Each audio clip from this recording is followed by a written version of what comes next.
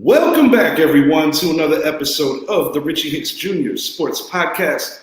I am your host, Richie, along with my guys, Mr. Idris Salam, Window 2 out in North Carolina, as well as my man, Mr. Mike Zappy, out in San Antonio, Texas. I am coming to you, as you already know, from beautiful St. Cloud, Florida. And tonight, we are going to give you a little bit of a wet appetizer about what we think these teams should be doing in the NFL draft during the top 10 picks and beyond, because some of those mid-tier drafting, talking about 11 through 15, could be doing some trading into the top 10 that could affect a lot of futures of a lot of teams immediately and thereafter. It's going to be a very interesting time. And of course, the bonanza officially begins tomorrow. Technically, tomorrow, because it's about to be Monday. Mm-hmm. But officially on Tuesday, free agency bust open. And we already have. Officially on Wednesday. The tampering, legal tampering is for 48 hours. Free agency starts Wednesday, or the new league year is Wednesday. Okay. And it is officially 11:33 still, right? Yes. Yeah, that hour forward and hour back got me a little screwed up. Not going to lie. Go a little sleep deprived, but we're going to get it. A bonanza. And we already have reports of deals that have already been agreed upon, but they have to put pen to paper to make it official when the new league year begins. We're also going to be hitting on Iron Mike Tyson, super retired Iron Mike Tyson, enjoying the cannabis industry, getting back some of that money that Don King stole from him. Yeah. Taking on Jake Paul, YouTube sensation turned professional boxer, who for the most part, if we're going to be fair, I know we have a resident boxer in the house, Idris. I personally feel that he's been gradually improving as a fighter, but I don't give two shits if Mike Tyson's 58, 68, 78. That's still Iron Mike Tyson. And this version of Iron Mike Tyson, especially if they sanction this thing, in my opinion, is actually a lot healthier in the mind as well as in the body than he was when he got out of jail and had his second stint as heavyweight champion, then when he lost the title to Holyfield heavyweight contender before he hung it up in a not so savory way. So that's going to be a lot of fun, boys. And that's in your backyard, Zappy. That's going to be out in AT&T Stadium. I want to ask you guys, before we hop into football and the NBA, what are your thoughts on 58-year-old Mike Tyson lacing up the boots against a man more than half his age? I'll put it to you one way only. I am a huge fan of a certain recently turned boxer, and he was humbled on Friday night by a guy that's been doing it for a long time. I'm talking about Anthony Joshua and Francis Ngannou.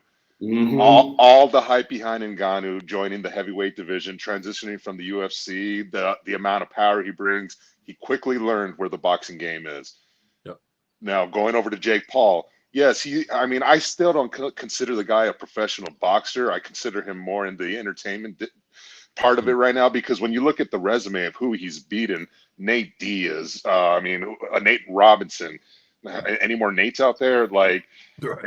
Ben Askren, like guys that just are not boxers. The one guy he faced that was a boxer, he loses. Aspirin for an aspirin. Yeah, and so when I look at Mike Tyson, I think back to the fight where he had against Roy Jones, and this is two different situations. We're talking about Mike Tyson and Roy Jones, two very respected fighters out of their both weight classes back in our days when we were young. That's correct. You're gonna show him respect. You know, Tyson could have easily hurt him multiple times, but he didn't. Now he's got this internet sensation, YouTube star, him and his brother. I will tip my hat off to that. But this kid needs to be humbled, and this would be the guy to humble him. Because I don't expect Mike Tyson to come out and take it easy.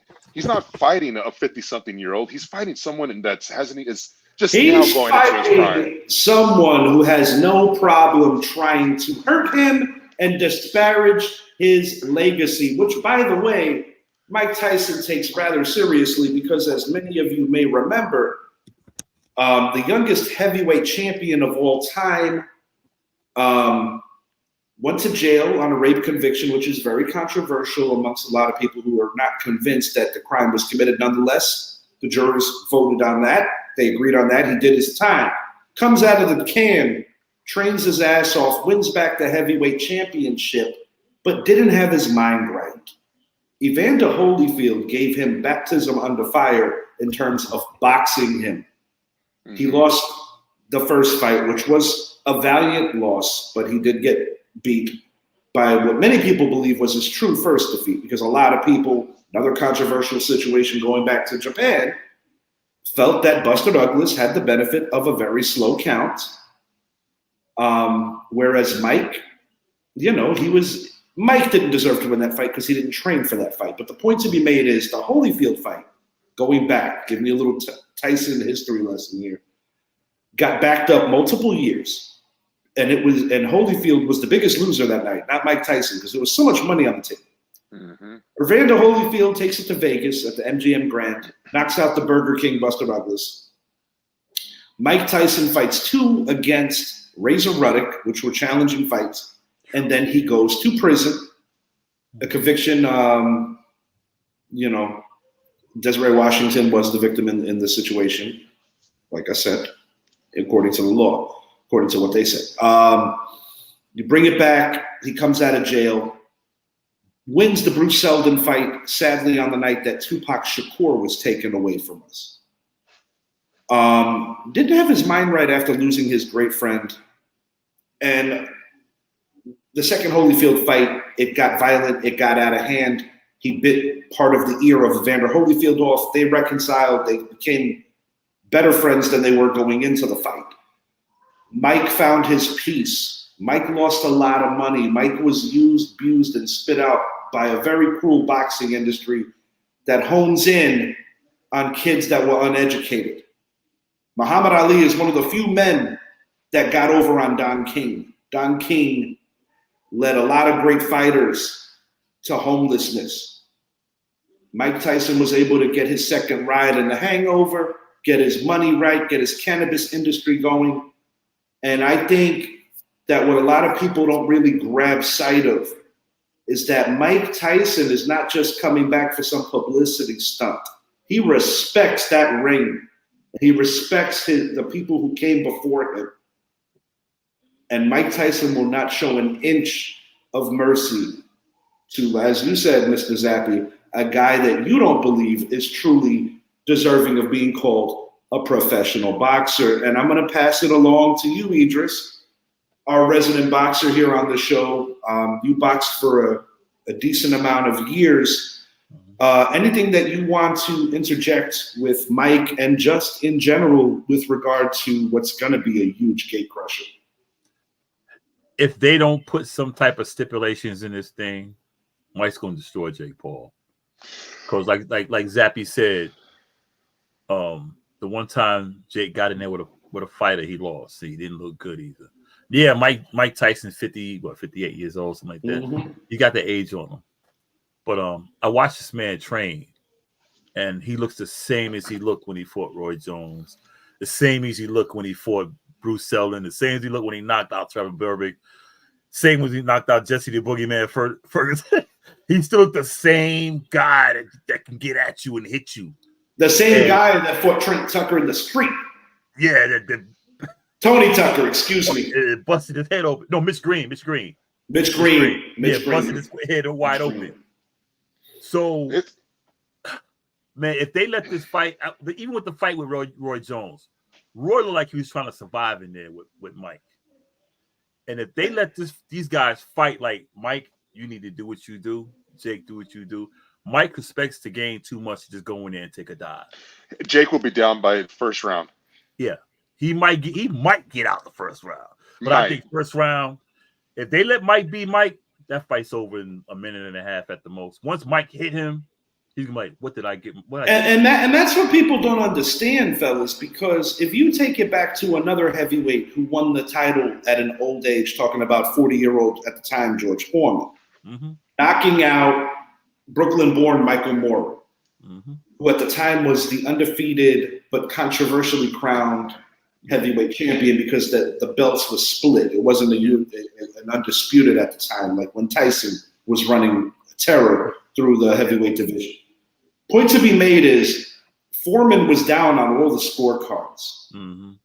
but he connected in such one of the most picture-perfect punches you could plant on somebody's chin. And Moorer was looking at the lights, and Teddy Atlas, I recall, former trainer of Mike Tyson, who was also in Michael Moorer's corner, was furious because he told him, no matter what you do, don't you dare test that old man's strength. And you know what? Like what they taught us in boxing, and I found out later when I was fighting as an amateur, the last thing that goes is power. Mm-hmm. In the last fight I had boxing, I had a broken knuckle, which is the reason why I stopped. But I still had a good left hand because my power was, and I landed an overhand left, dropped the guy. And I was like, they said the last thing to go is power. Foreman proved it. The last thing to go was power.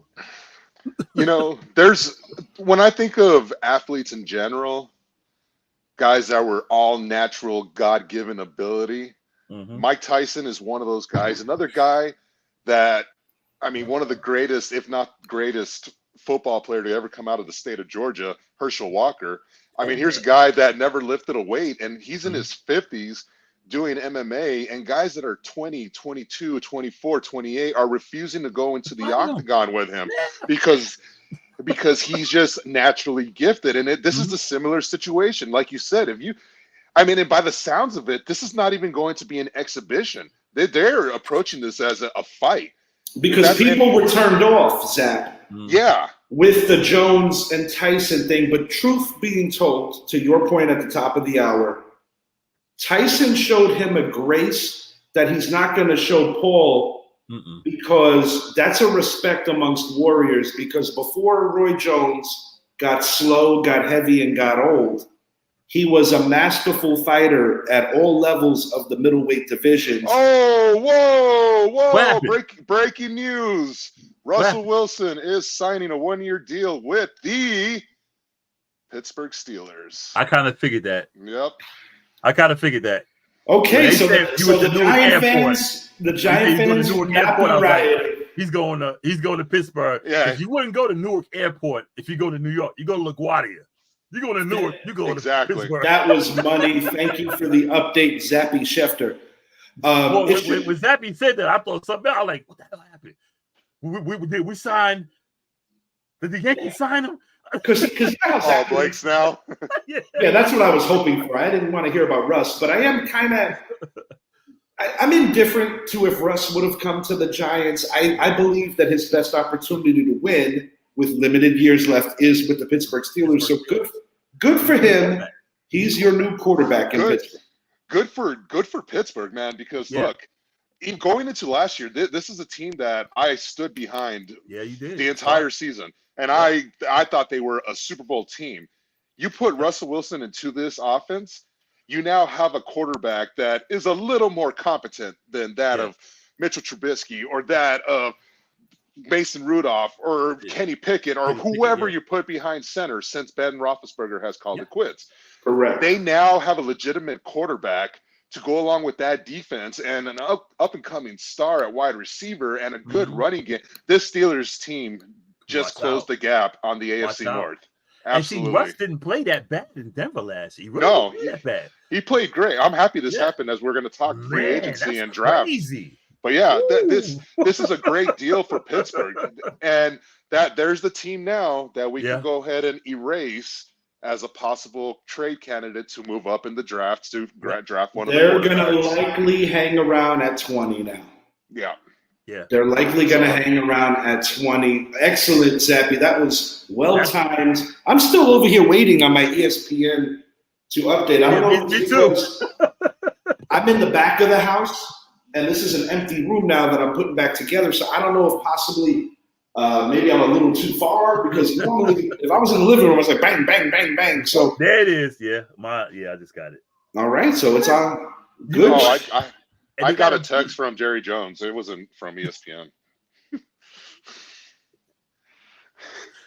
Oh my! Before we move it along to football, we're gonna get back on the Paul Iron Mike fight. Yeah. I want to say this: Giant fans will not be rioting. They did not want Russ.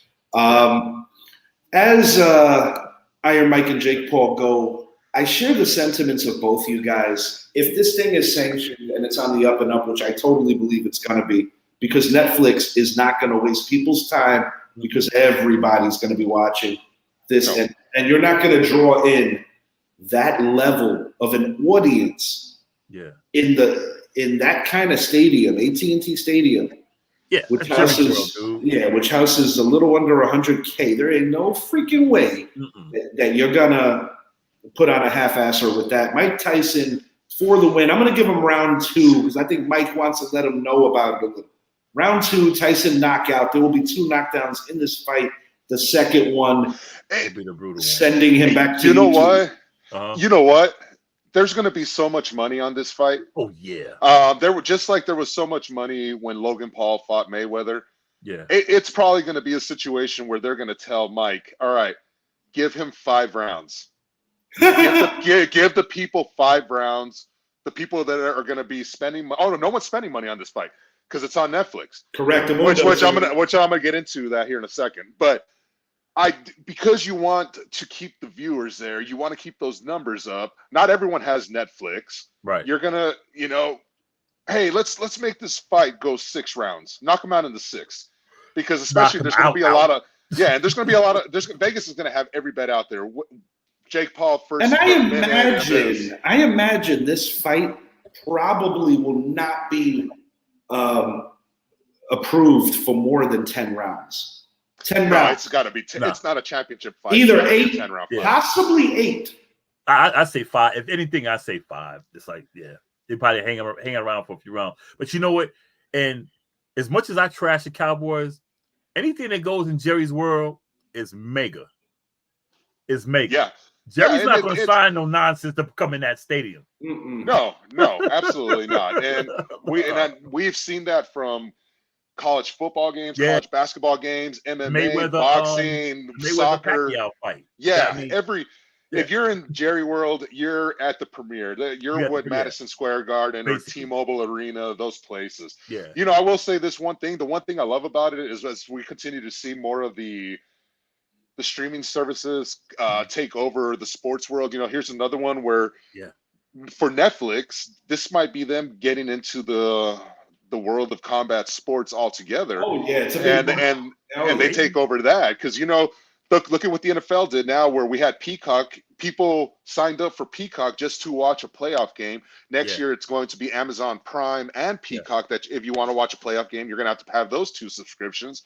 Yeah, this is just the world we're living in, gentlemen, and we're going to see more and more of this. So I like the fact that it's an actual headline fight. People are going to tune in because I guarantee you, about 95% of this population, or at least the people that know anything about Jake Paul, are going to be tuning in to watch Jake Paul get knocked out. What's up, Mr. Nance? Thanks for joining me. How you doing? I hope Mr. Nance Jake Paul, man. Oh, I do too. Flattens. I mean, just like, I'm talking where he's doing the chicken dance and everything. But when Tyson hits, you don't do the chicken dance. You go down. You know what's going to happen? Jake's going to bite Mike's ear. And that's what's going to make Mike lose it. That's be it there. That's what's going to happen. It's going to be so much irony in it. Yeah. That's what's going to happen there. Oh, man. Mike in 1, unless they tell Mike carry the fight a little bit. But otherwise, Mike in 1. No, that's a reasonable take, boys. That's a reasonable take. And truth be told, I just don't see a scenario where this thing, even if they're telling him to take it easy on him, I mean, have you ever seen a speed from Mike Tyson in a fight that actually mattered, where he wasn't going ballistic, even when his skills were eroding? Like when he had those bad losses at the end of his career, he wasn't in shape, and I keep reiterating, his mind wasn't right, because Mike Tyson, if there's one thing that you want to do generational, okay, Ali versus Tyson, what might have happened?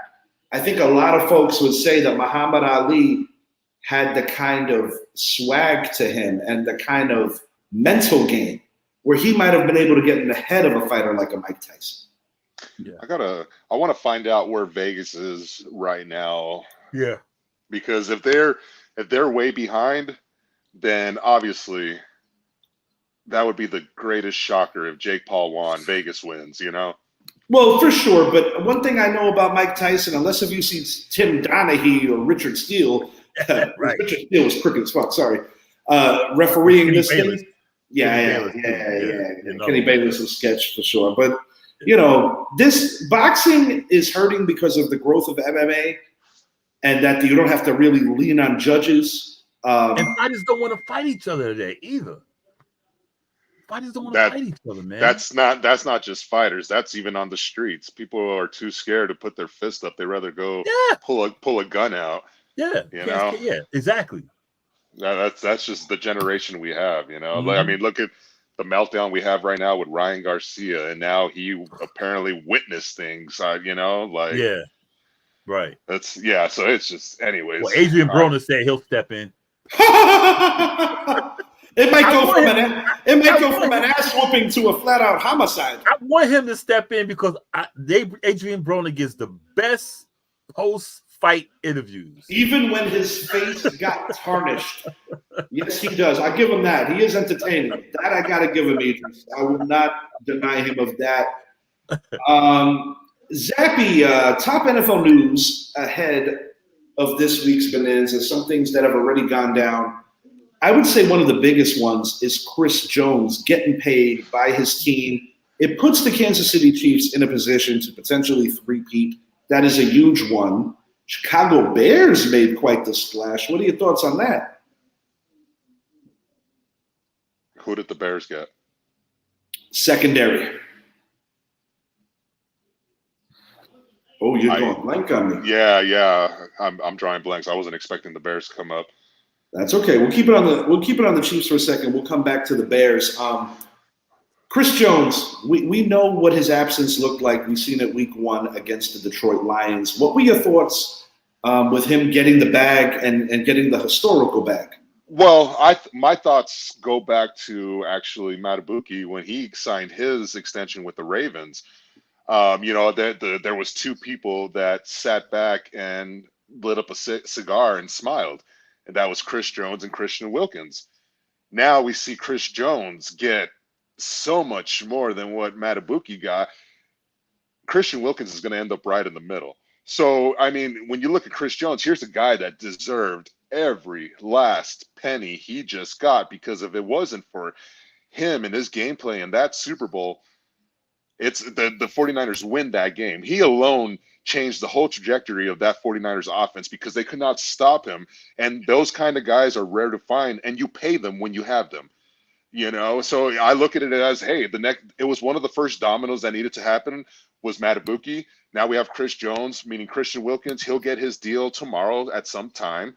And, you know, just like we've seen with the wide receiver market, what looked to be a very deep receiving class, well, we see Mike Evans re-sign with the Buccaneers, which obviously led to Baker today re-signing with the Buccaneers on a 3-year, $100 million deal with $50 million guaranteed.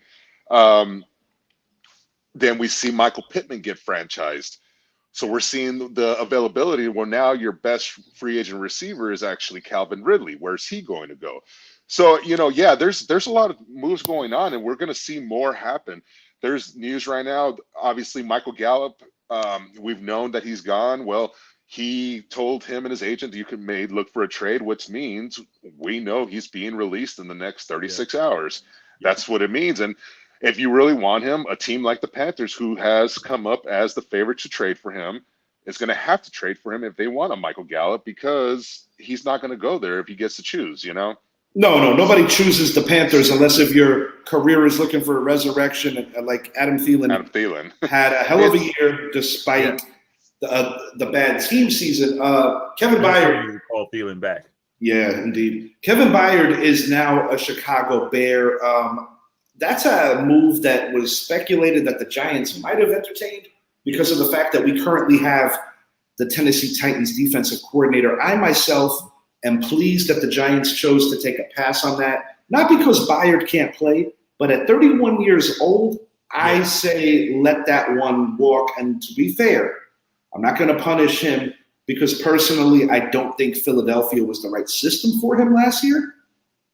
But having said that, when guys get in their 30s and they're looking for that final payday, sometimes commitment is a little sacrificed more so than if you think it's more about the winning. And I'm not saying these guys don't want to win. I'm saying that a lot of times they prioritize the money over everything else that comes because that's their last big bag, so to speak. Keep it on the Giants for a minute.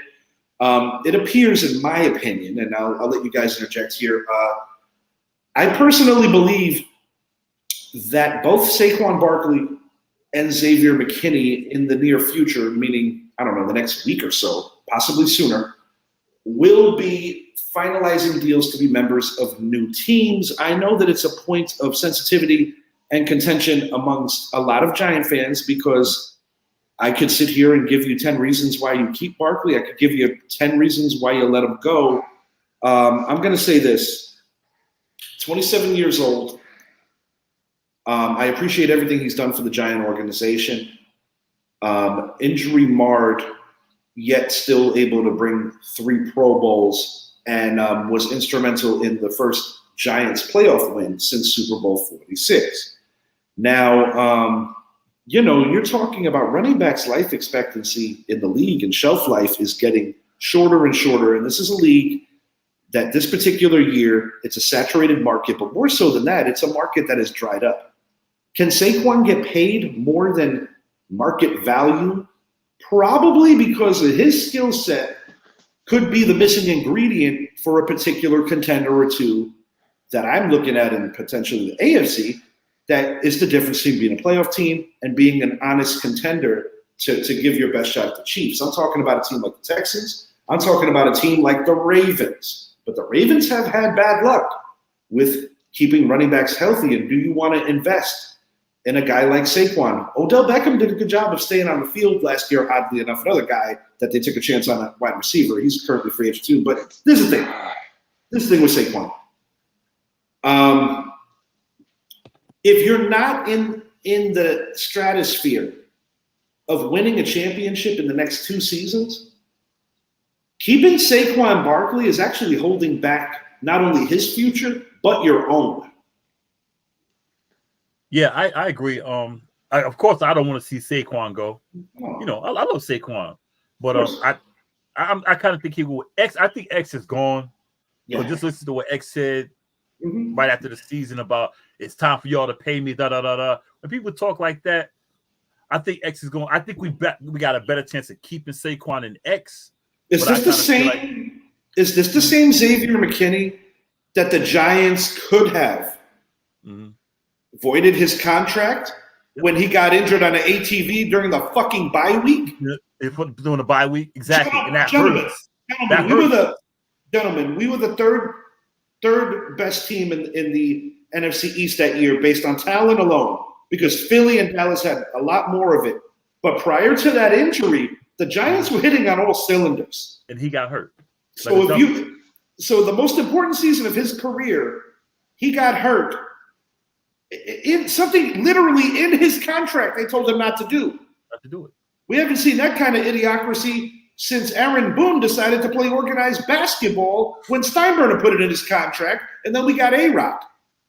Yeah, see, that's what I mean. That's what I think. I think he's going. We got we got Brightwell, we got Gray, we got Breida. And our best years running the ball was running back by committee. I'm a fan of Brightwell, even though he doesn't get the carries. I like Brightwell, tall guy, tall running back. I like Breida, and I think Gray, if he can hold on to the ball, he could be very productive. But and I think we need to. Sorry, go ahead. Yeah, I think we need to. If Saquon wants to go, let him go. We got too many needs, and that money we can save paying him can help us bring a whole lot more in. If X want to go, I hate to see X go, but I'll be honest with you. Yeah. When you look at this saturated safety market, yeah, I want somebody to really break down to me why Xavier McKinney is that much better than 5 other guys that do exactly what he does. I'll tell you one reason why he may not be better, but why he's going to be the highest paid out of them all. Because he's the youngest. Exactly. Yeah, That's I was going to say, the irony of it all is center, running back, and safety are the 3 deepest positions in free agency this year. And this Giants team, it's like, all right, you're not going to pay the money for Saquon. However, Josh Jacobs is a nice consolation prize, and Austin Eckler would be the third prize to that. And then if you're looking at safety, I mean, the Giants, to me, is going to present the opportunity to players who, if they want to try to rejuvenate their career or stuff like that. So you look at a guy that just got released by Denver, Justin Simmons. Yep. That's a possibility where he goes there, so that's why it's like, all right, yeah, look, Saquon and Xavier are going to be the market setters for running back and safety in this free agency.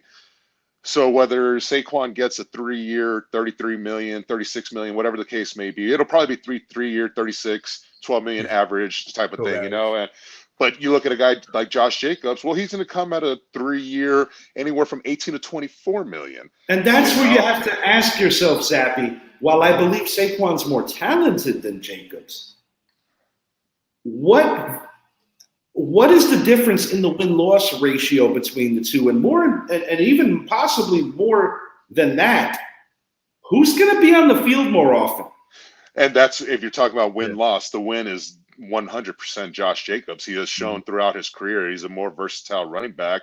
He's a one style type running back. He is a north-south type runner. He's not involved in the passing game, but again, are you going to pay someone $12 million, or are you going to pay 2 guys a combination of $10 million that can do the job Saquon can do? So, that's one of those. And if you look at a guy like an Austin Eckler, which I think it's going to come down to Dallas and the Giants to be the teams to sign him, it makes sense. You get a guy like an Austin Eckler, and you can even go out and get another guy, or you go forward with who you drafted last year and Brightwell and what's his name? Yeah, so that's why I think for the Giants, it's like, hey, Saquon, Xavier, Xavier, I loved you until you made those comments at the end of the year, to like, even with Jamar Chase saying those things, I'm just not a fan of that. Making yourself sound like you're better than Jesus type of thing. So Xavier, up until that point, you were loved, but Saquon, the fan base loves you. It's hard to say goodbye. The reality of sports is it happens, and it happens when you don't want it to, and it happens when you want it to. But when you want it to, somebody else didn't want it to. So, And I got to say this. I got to interject on the Saquon thing before we keep moving it along to some more NFL. I don't want to come off as that I don't appreciate or that I'm trying to be disrespectful to the time and the effort that Saquon Barkley and Xavier McKinney gave to the New York Giants. But this is the thing that frustrates me with this new breed of fan. I get very angry when people get too emotional and want to have an aneurysm over a Saquon Barkley, when in reality, I'm not going to pin this on one player, just like I'm not going to pin it on number 8. The reality is that the 2 youngest guys at the most important positions of the offense, because they were trying to be a running team, and then you have a running quarterback. They're both of those dudes with their habitual injuries. Those are not guys that can be trusted any further to build around. I got nothing against Saquon, and let's be real, guys. Saquon Barkley is going to get a very comparable offer from another team right now that he denied the New York Giants during their playoff run of 2022. So when you say you want to be a Giant for life, but a year later, after finding out that the market didn't love you as much as you thought they were going to love you, and now you're going to – I mean, listen.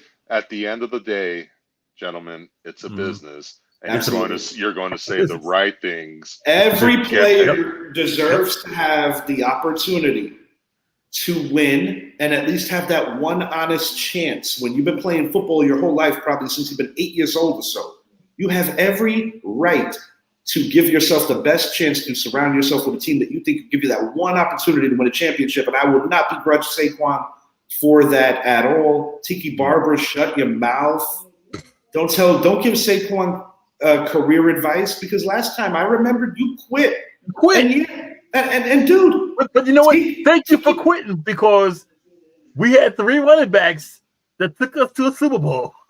So to all these Giant fans that are having an aneurysm about losing Saquon Barkley is leaving a bad Giants team, and he's going to go to a good Baltimore team or a good Houston team, or I hate to say it, maybe a good team in our division that'll hurt a little more. Good but the bottom line is, it could be a good Chargers team. The bottom line is, whether Saquon's a Cowboy, an Eagle, or playing for somebody in the NFC or the AFC rather, what is going to be the win differential with Saquon versus without him? Because last time I checked, the Giants average around 5 wins a year with Saquon Barkley as a starting running back. And that's not an indictment on Saquon. That's an indictment on the Giants front office and failed attempts at building a team.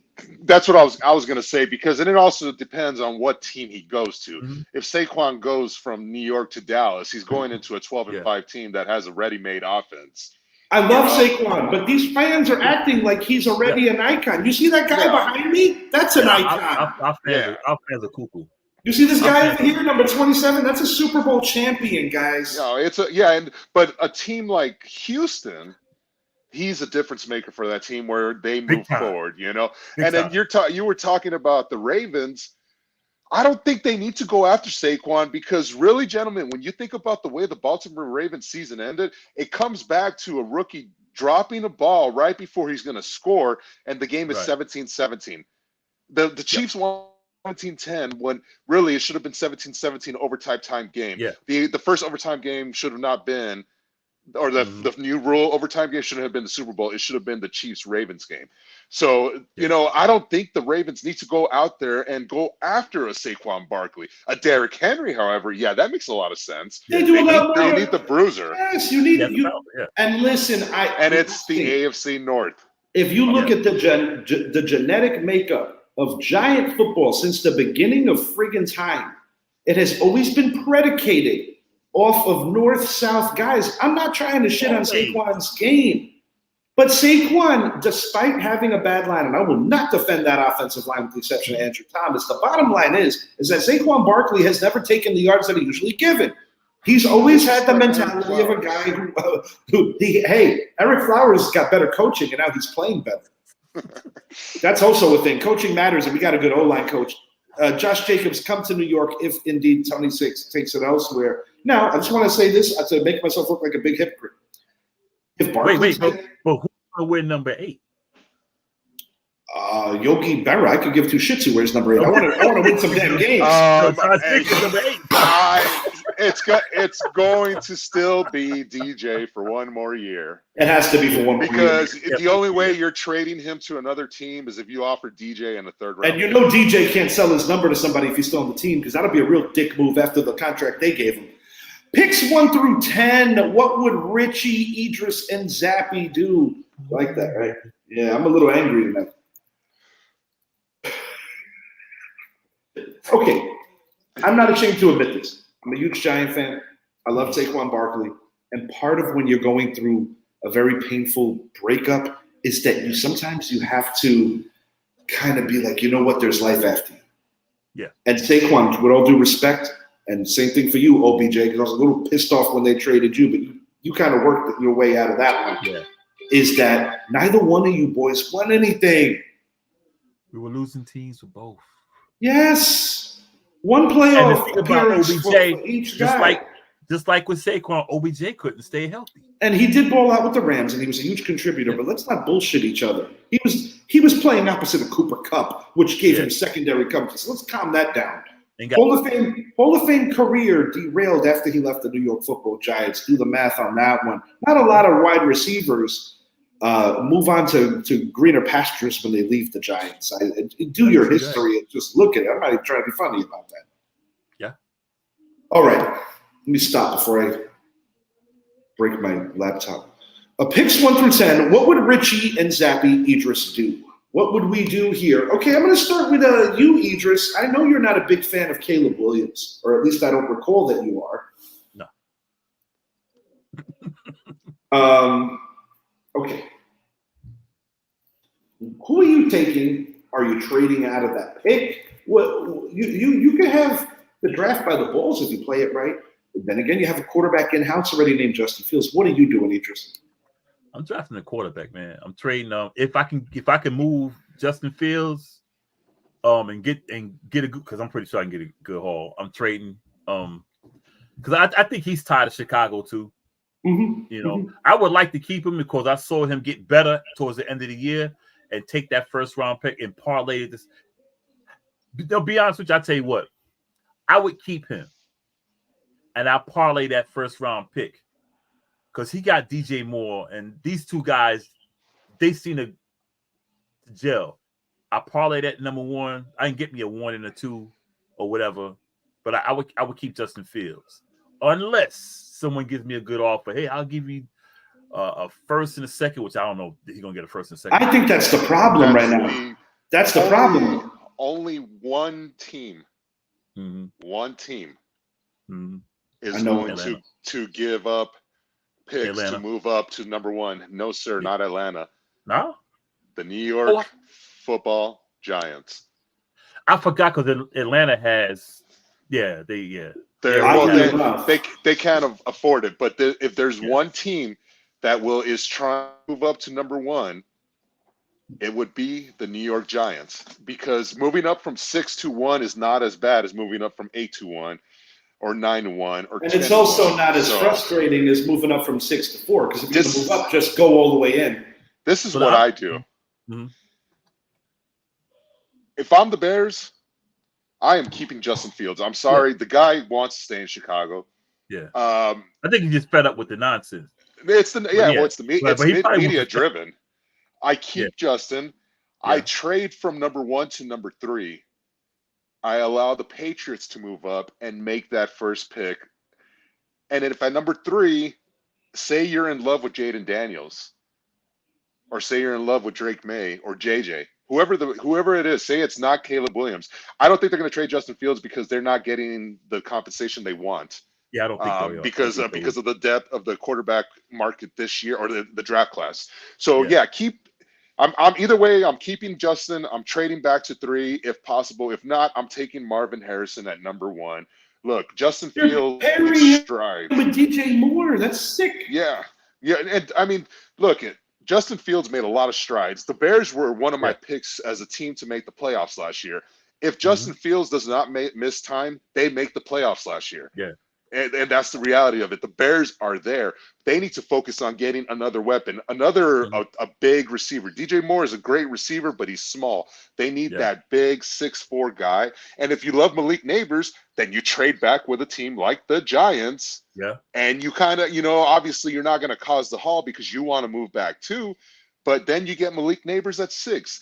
This Bears team, in my opinion, is going to take a step back if they draft Caleb Williams. Caleb Williams is going to take a step back in terms of where he's going to be, because somebody's going to be dumb and somebody's going to take him. And I think he has bust written on every metric of what it looks like. But this is the thing, boys. J.J. McCarthy coming off a national championship. Mm-hmm. Okay. Let's say if the big 3 go and the Giants are a little hesitant about giving up draft capital and they're still hanging around at 6.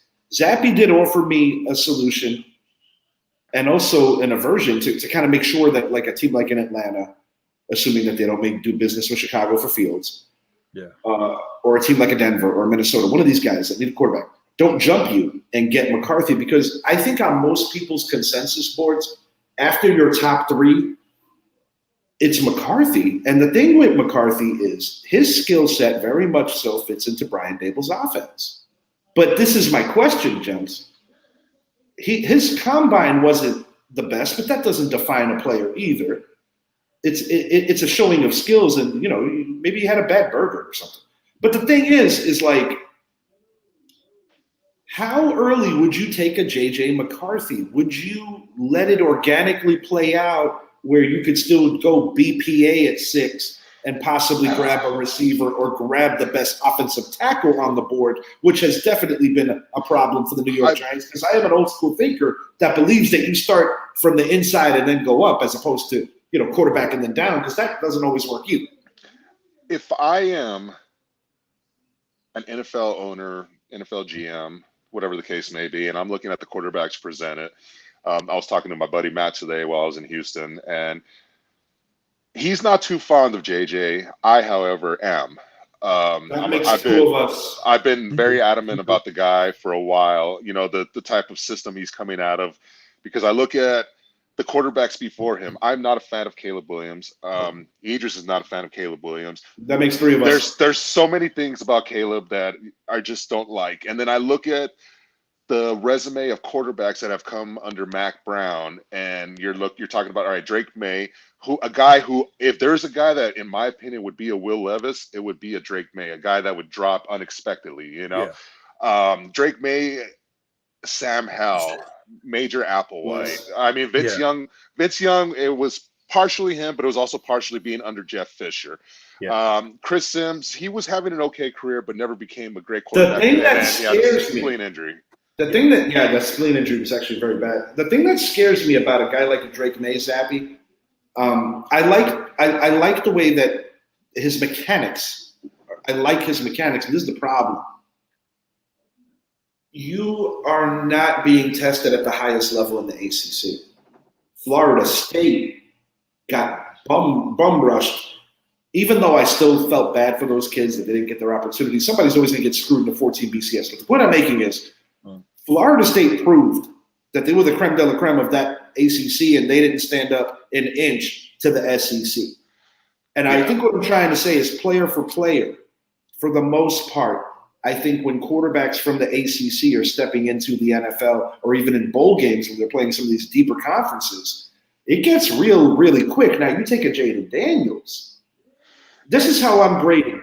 He is my favorite option for the New York Giants, followed by J.J. McCarthy, but this is the thing. My fear with Jaden is that on a team that has a flimsy O-line, I am fearful that this young man could get injured because he still has to put on some bulk. I'm a little concerned about that. And that's what I was going to say. Talking about my GM hat, Jaden Daniels to me is a guy that's going to need 3 years. He's going to need time. So if you put him in a Giants, if you put him into a Giants, that's what I was getting with is Commanders, Patriots, Giants. None of those teams make sense to draft him. But for me, if I'm the GM, the quarterback I'm taking at 1 is JJ. When I look at the systems he came from, it's JJ. He's the most pro ready. But the only difference between him and let's say a Daniel Jones or a Mac Jones, whatever, he's a better quarterback. He could read a defense. We're talking about a guy coming from Big Ten football, which Big Ten is more of a running style type of division. But who do I trust the most out of these 4? I trust JJ. And if it wasn't for a couple of knee injuries, it would probably be Michael Penix. But because of everything he's got going with him, the baggage he comes with, he's going to fall, which is an unfortunate situation. The other guy I'm going to look at is, if I'm not taking any of these 4, then for the Giants case, look at a Michael Pratt out of Tulane. I probably would have. You stole my thunder, Zappy. Wait a minute, time out, because ain't nobody gonna speak until I finish. Go ahead. Go ahead.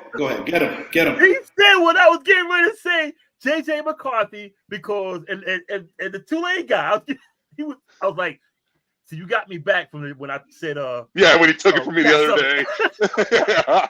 You got me back.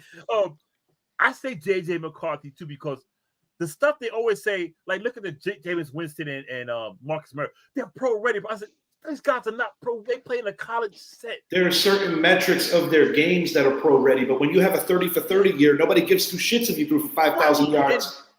When you look at J.J. McCarthy, look at that offense. True, he didn't throw for 300-400 yards every game. Correct. But it's what he did. He managed to. I don't care about the game. Call him a game manager. And honestly, I don't care about the stats. The only one that matters is that W. Right, and he didn't put the big stat, but he. Game manager called what I'd rather have a game manager. I noticed tonight, guy's not going to make a mistake. And the guy at Tulane, I was saying the same thing. But you know who else? He won't get drafted high, but he's going to get drafted. Milton. He's Zappy. Just freaking mute yourself. All right. Hey, I you're love talking. this. You know I'm a college football guru, bro. I know that. I know. I was gonna say we're the college guys. All right, hang on, boys, hang on. I have a question for you directly, Idris, because obviously we both share a love for the New York Football Giants. Obviously, we're both big Giant fans. If you're at 6 and the big 3 are gone, and say pick 4 comes up, are you considering trading up to 4 to lock in McCarthy? Are you sitting at 6 because you think McCarthy will still be there? I think it's not sometimes. I think McCarthy will still be there. Reason being, everyone's high on Jake May. I mean, I think some knucklehead up there is going to grab Caleb Williams, Drake May, Caleb Williams. You got. I can see the Washington Commanders being the dum-dums that actually take the chance. If I was a Commanders, first thing I'd do, go get Joe Alt, because you got the worst O-line in pro football. What's the guy that transferred to South Carolina? Spencer Rattler. Mr. Rattler, he's out there. He could be a contingency plan. Bo Nix. I think Bo Nix will be gone. I think Jaden Daniels will be gone. You think Bo Nix will be gone by number 6? Oh no, Oh no, you talking about not number 6. So, all right, so here's what I presented to Richie is if you guys are in your 6, JJ's not going to be there at 6. The reason why I say that is you guys are kind of the gatekeeper to the next round of quarterbacks. Everyone know. I'm sorry, not you guys. The Chargers are the gatekeeper to the next round of quarterbacks. Teams like the Falcons, who are at number 8, it won't take much for them to move from 8 to 5. A team like, let's see, 11 through 14, and I don't know the exact order, Vikings, Saints, Raiders, Broncos. I believe the Raiders are 11. If I'm not mistaken. Well, either way, all 4 of those teams are ready to make a move. Yeah, you say the Saints, you have Derek Carr, the greatest quarterback ever, rooming with him. But no, it's you cannot allow yourself to take the chance that a team like the Chargers, who clearly do not need a quarterback, are going to sit there. They're not going to be drafting at 5. So for me, I look at a team like Arizona, a team that doesn't need a quarterback either. If you're the Giants, you move up from 6 to 5. I'm sorry, 6 to 4, or even 6 to 5 if you need to, and to make sure no one else drafts them. But the reason why I don't allow the Chargers to be that team, the other teams are going to offer a lot more than you guys will.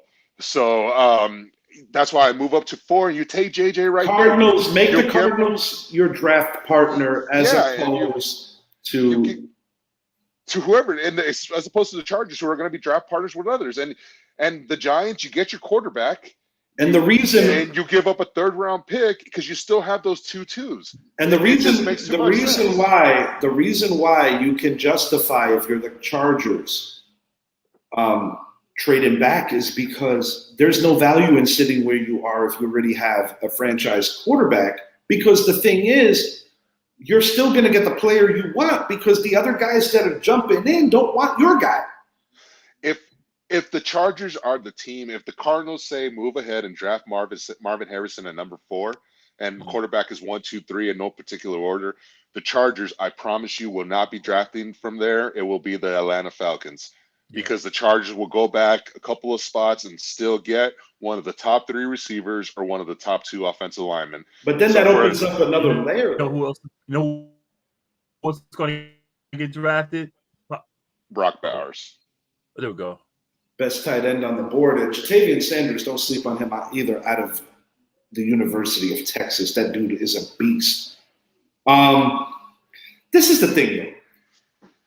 I'm a firm believer that when you're building back a team, you don't necessarily have to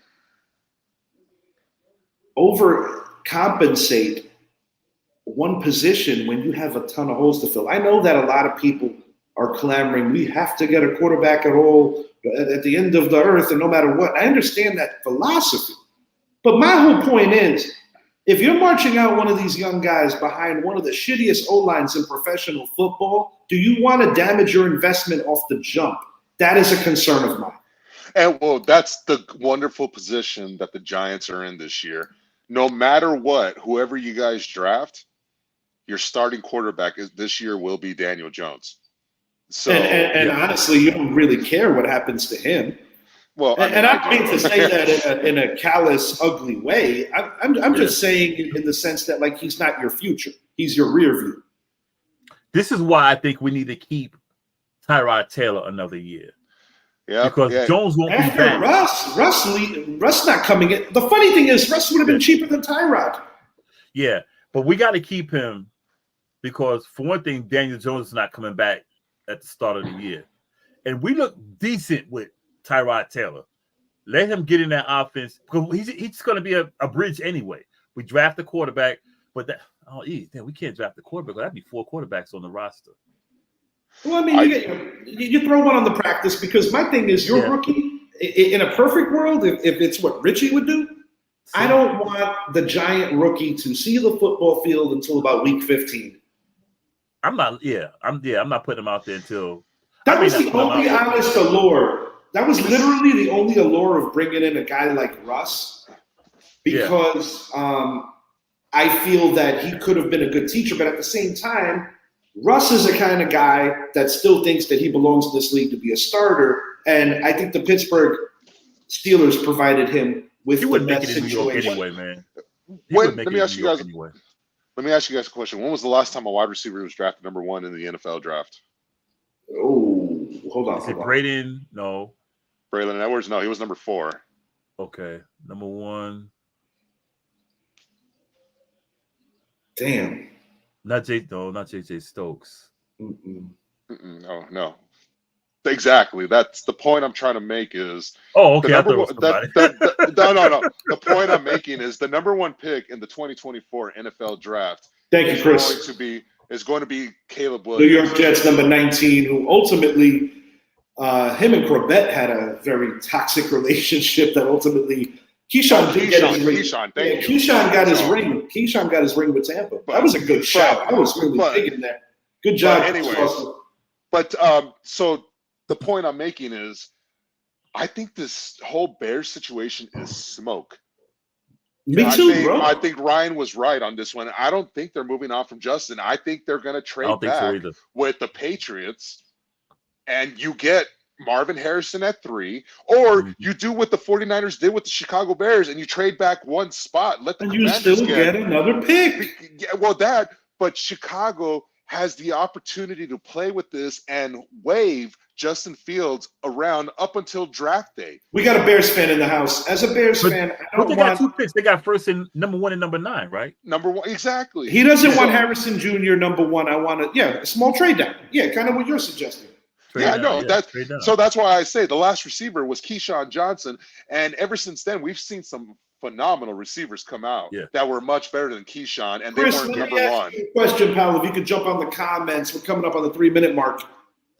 Unfortunately, in your team's illustrious history, you're an iconic franchise. You guys have never truly had a franchise quarterback. Do you feel that Justin Fields is that dude? I want to see what you feel on that. Oh, here he's answering it for me. I'm not a huge Fields fan, but okay, fair. I think he can be the best quarterback, though. Fields, like any other quarterback, you have to put the pieces in place. Yeah. And if you don't have an offensive line or skill position players, I'm sorry, any quarterback in their right mind is going to fail. Mac Jones was a great Alabama quarterback. Anyone would have been a great Alabama quarterback with those receivers they had. But with Justin Fields, he is a quarterback like Dak Prescott, because people will not admit it. But one thing is for sure, with Dak, he has slowly gotten better every single year. Zap, I need the last minute. But yeah, as far as Justin Fields go, he's a quarterback that can become that franchise quarterback. Give him the pieces. All right. I need the last minute. Last thing I want to say quickly. Justin Fields, in a weird turn of events, went to the Bears because of the Giants. That could be a contingency for the Giants if they want to get somebody that's already got in the league. But with the quarterback wealth of these kids coming out, I think the Giants want to go young all the way. Want to make a shout out, 15-year anniversary to one of my absolute best friends who is no longer with us, Mr. Matthew Sear. Zappy remembers him fondly as well as I do. Diehard New England Patriots fan. He would be salivating right now if he was on this show with all the draft talk. Maddie, there's not enough that I can fit into 1 minute to explain properly what you meant to all of us. All I'm going to say, bro, is from the bottom of my heart, thank you for being my brother long before I even got to know you. There is nothing more that I can say other than Maddie was that dude, and Maddie is literally one of the most unselfish human beings I've ever met, and a legend in karaoke. For the boys. Matt's up above. I love you, Richie. I love you, boys. Rest